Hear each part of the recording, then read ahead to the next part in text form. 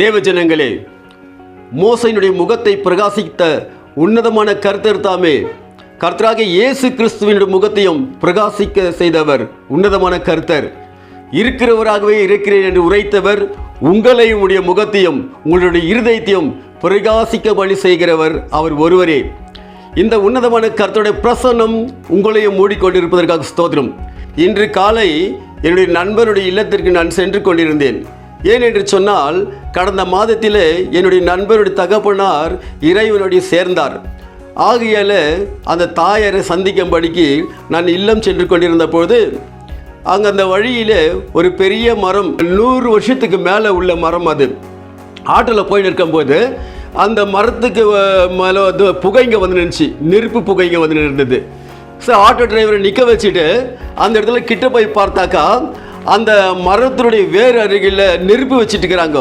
அந்த நெருப்பு அப்படியே கணிஞ்சி புகைஞ்சி போயிட்டு அது போல் ஆக்கிட்டு வெறும் கனகனான்னு இருக்குது நெருப்பு. எனக்கு வேதனை ஆயிடுச்சு. இந்த மரத்தை எப்படியாவது பாதுகாக்கணும், என்ன செய்யறது என்று புரியவில்லை. அது கொஞ்சமாக செத்து நிற்குது மரம்.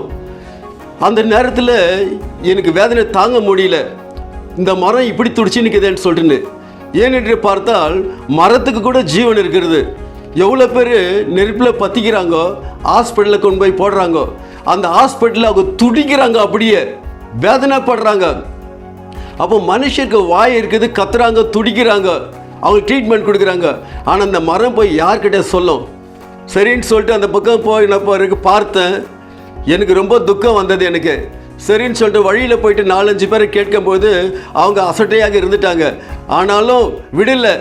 அந்த ஒரு லைன் போனேன், அன்காக்ஸ் லைன் போனேன். அந்த இடத்துல போனால் ஒரு 4 வாலிப பிள்ளைகள் உட்கார்ந்துருந்தார்கள். நான் அந்த பிள்ளைங்க கேட்டேன், பா இந்த மருந்து மாதிரி இருக்குதுப்பா, வாங்கப்பா நன்மை செய்யுங்கப்பான்னு சொன்னேன். உடனே அந்த பிள்ளைகள் பால் மாறாதபடிக்கு கூட இருந்த தம்பிக்கிட்ட சொன்னேன், டை போயிட்டு அந்த குடம் எடுத்துனா சீக்கிரம் வான்னு சொல்லிட்டு போயிட்டு அங்கேருந்து தண்ணி கொண்டு வந்தாங்க. தண்ணி கொண்டு வந்து அந்த மரத்தில் நெருப்புக்கிற இடத்துல அதெல்லாம் அடித்தாங்க, தண்ணியெல்லாம் ஊற்றுனாங்க. ஆனால் இருந்தாலும் அந்த நிறைய நெருப்பு உள்ளே இருந்தது. உடனே அந்த நேரத்தில் ஏற்றவர் அந்த ரோட்டில் வந்து 112 அதில் போலீஸ்காரங்க அந்த காரில் வந்தாங்க. அவங்க நிறுத்தினாங்க.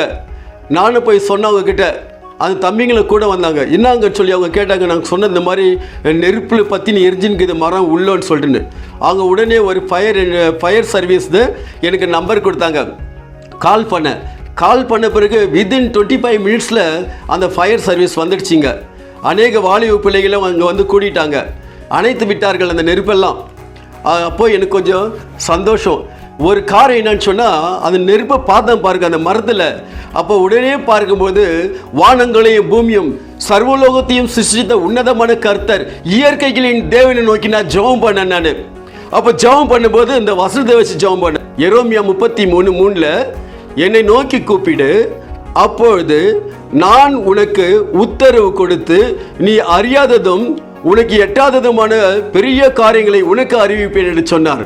ஆம் தேவஜனமே, சிங்களால் ஒரே மனுஷன் அந்த மரத்துக்காக பரிதபிச்ச, அங்கலாய்ச்ச தாவீது சொன்னார் பாருங்க.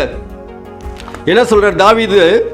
138வது சங்கீதத்தில் 8வது வசனம் தாவீது சொன்னார், கர்த்தர் எனக்காக யாவையும் செய்து முடிப்பார் என்று சொல்லி.